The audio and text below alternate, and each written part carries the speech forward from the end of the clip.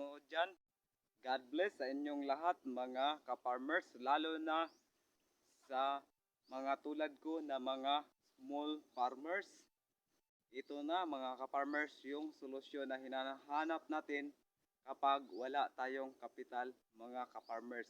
Sa ngayon mga ka-farmers, nandito tayo sa ating taniman ng kamuti. Ito yung kulay pula, yung balat mga ka-farmers, at saka yung laman niya ay kulay dilaw pa rin mga ka-farmers. Kaya maganda itong ibinta sa ating merkado mga ka-farmers basta't kulay dilaw yung laman mga ka-farmers. Tiyak na agad-agad mauubos yung tanim mo na kamote. O kumbaga yung laman na yung display ay madali lang mahalin sa merkado mga ka-farmers. Madaling mabinta sa merkado mga ka-farmers. Ayan yung kanyang dahon mga ka-farmers. At saka inihalo ko na yung isa mga ka-farmers na ganito yung dahon. Yun ay pareho lamang sila mga ka-farmers kung makikita natin.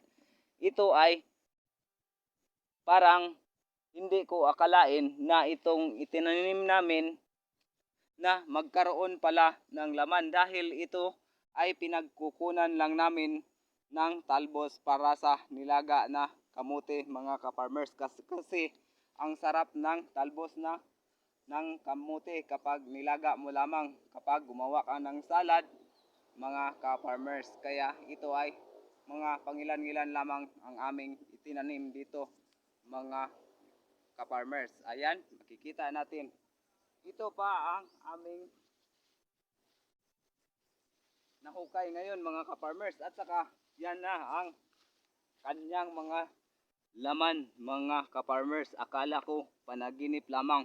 Yun pala ay nagkatotoo na may maraming laman. Ito ay nasa mahigit 5 dipa pa lamang ang aming nahukay mga ka-farmers.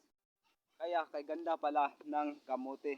Lalo na kapag templado ang ating pagtatanim ng kamote. Kapag tag-ulan mga ka-farmers, hindi ko makikita na may laman ito. Ngayon ay masyadong mainit, masyadong tagtuyo dito sa atin, at saka may ulan paminsan-minsan. Ayan, makikita natin yung kanilang laman mga ka-farmers. Kay ganda. Yan yung nasa loob, kulay dilaw. Ayan mga ka-farmers. Kaya sa mga small farmers, sa mga beginners, hindi ito nangangailangan ng kapital mga ka-farmers. Kung makikita natin, ayan si nanay.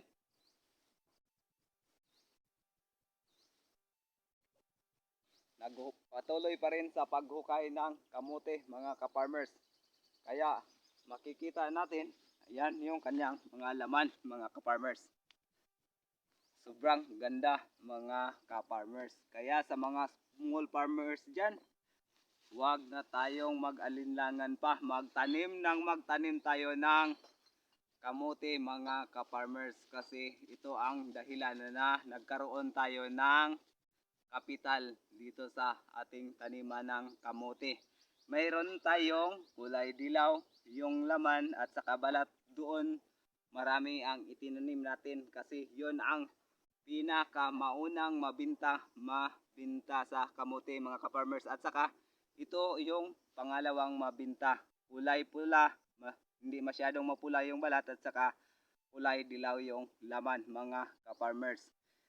Kapag pula ang mabinta mga ka-farmers, kapag mayroon nito ay hindi ka masyadong makabenta mga ka-farmers. Kapag kulay dilaw kasi yung kulay dilaw mga ka-farmers ay mayroon siyang lasa at mayroon siyang tamis na maaasam mo kapag kinain mo yung kulay dilaw. Hindi tulad ng pula lang na puti ang kanyang laman at walang hindi siya masyadong matamis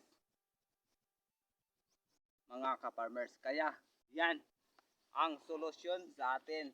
Kala natin panaginip lamang pero nagkatotoo dahil sa pagtingin natin dito ay mayroon nang nakikita tayong naglalakihang mga laman mga ka-farmers. Kaya Sa mga nagsisimula dyan, inaanyaya ko kayo na magtanim tayo ng kamote mga ka-farmers. Salamat sa inyong panunod sa aming mga video mga ka-farmers at saka marami pa tayong mga video tungkol sa pagtatanim at pagsasaka mga ka-farmers at saka sa pag-aalaga ng mga hayop mga ka-farmers. Kaya subaybayan nyo ang aming maliit na channel mga ka-farmers at saka inaanyaya ko kayo na mag-subscribe mga ka-farmers. Maraming salamat sa inyong lahat mga ka-farmers, lalo na sa aking mga subscribers. Hit din sa notification bell para updated sa ating mga video mga ka-farmers. Praise the Lord and hallelujah. God is good all the time, all the time. God is good mga ka-farmers.